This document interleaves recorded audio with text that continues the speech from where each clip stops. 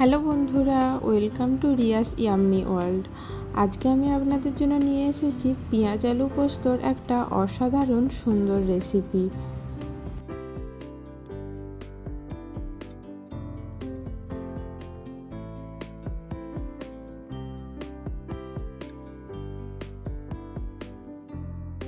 পেঁয়াজ আলু পোস্ত বানানোর জন্য সবার প্রথমেই নিয়ে নিয়েছি মাঝারি সাইজের দুটো আলু। আলুগুলোকে চৌকো চৌকো করে ডুমো ডুমো করে কেটে নেব। পিসগুলো খুব ছোট আকারেরও হবে না, আবার খুব বড় বড়ও হবে না। পেঁয়াজ আলু পোস্ত খুব সহজ একটা রেসিপি আর খুব সুস্বাদুও। শুধু সঠিক নিয়মে আলু পোস্তটা করলে এর স্বাদটা অসাধারণ সুন্দর হয়। আলুগুলো এরকম মাঝারি সাইজের ডুমো ডুমো করে কেটে নেওয়ার পর নিয়ে নেব 4টে পেঁয়াজ। পেঁয়াজগুলো ওই ছোট সাইজেরও হবে না, আবার মাঝারি সাইজেরও হবে না, এরকম 4টে পেঁয়াজ নিয়ে নিয়েছি। পেঁয়াজগুলোও কিন্তু খুব ছোট ছোট করে কাটবো না, এগুলো ওই আলুর মতন করেই একটু ডুমো ডুমো করে কেটে নেব।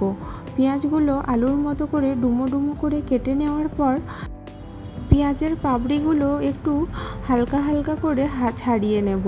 পাপড়িগুলো যাতে অল্প একটু ছাড়িয়ে নিলেই হবে, যাতে একে অপরের গা থেকে একটু ছেড়ে ছেড়ে যায়। ঠিক এই রকমভাবে সবগুলো ছাড়ানোর দরকার নেই, কিছু কিছু ছাড়িয়ে নেব। তারপর কড়াইতে 3-4 চামচের মতো তেল দিয়ে তাতে শুকনো লঙ্কা আর কালো জিরে ফোড়ন দেব। ফোড়নটা ভালোভাবে হয়ে গেলে তারপর তাতে দিয়ে দেব কেটে রাখা পেঁয়াজের কুচিগুলি।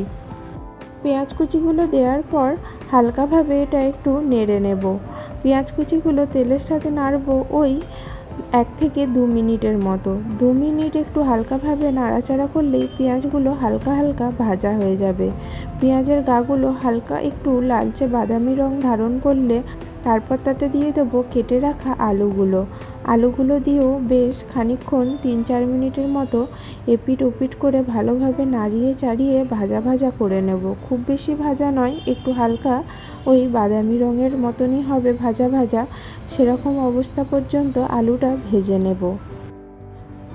2-3 মিনিট আলুটা একটু ভাজা ভাজা হয়ে যাওয়ার পর তারপর তাতে দিয়ে দেব পরিমাণ মতো নুন। এখানে আলু পোস্ত করতে কিন্তু আমি হলুদ গুঁড়ো ব্যবহার করব না। পরিমাণ মতো নুন দিয়ে আলুটাকে আবার একটু নাড়াচাড়া করে নেব। তারপর তাতে দিয়ে দেব অল্প একটু পরিমাণে জল, খুব বেশি জল দেব না, আলুটা সেদ্ধ হওয়ার মতোই অল্প পরিমাণে জল দেব। তারপর সেটাকে চাপা দিয়ে রেখে দেব বেশ কিছুক্ষণ, যতক্ষণ না আলুটা ভালোভাবে সেদ্ধ হয়ে যাচ্ছে ততক্ষণের জন্য। তারপর নিয়ে নিয়েছি 4 চামচের মতো পোস্তটাকে খুব ভালোভাবে ধুয়ে নিয়ে একটু তারপর শিলনোড়াতে ভালো করে বেটে নিয়েছি। আপনারা চাইলে মিক্সচার গ্রাইন্ডারেও পোস্তটা বেটে নিতে পারেন। তারপর আলুটা সেদ্ধ হয়ে গেলে জলটা একদমই শুকনো শুকনো হয়ে গেলে দেখে নিয়ে তারপর তাতে দিয়ে দেবো বেটে রাখা পোস্তটা এতে দিয়ে বাটিটাও ধুয়ে ভালো করে জলটা এতে দিয়ে দেব। তারপর ভালো করে 1-2 মিনিট ধরে এটাকে পোস্তর সাথে ভালোভাবে রান্না করে নেব। তারপর এতে দিয়ে দেব কেটে রাখা 2টো কাঁচা লঙ্কা। আপনারা কেমন ঝাল খান সেই অনুযায়ী কাঁচা লঙ্কাটা দিতে পারেন।